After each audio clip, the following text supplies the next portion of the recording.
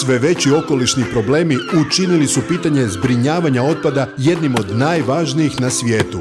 Promjene su brojne, a cijela priča počiva na nama i navikama koje moramo usvajati, ne bi li naš neposredni okoliš, a time i cijeli svijet, mogli ostaviti sljedećim pokoljenjima. Kada i kako usvajamo te nove navike? Pa od malih nogu, ali i kao odrasli kada svojim savjesnim postupanjem s otpadom dajemo ispravan primjer drugima i čuvamo naš neposredni okoliš. A gdje se može saznati nešto o svemu tome? Izdani su deseci informativnih letaka, cijeli niz brošura, objavljeno je mnoštvo plakata i web stranica. Informacije su zapravo stalno oko nas. Što god vas zanima o ispravnom postupanju s otpadom, javite nam se, rado ćemo vas uputiti.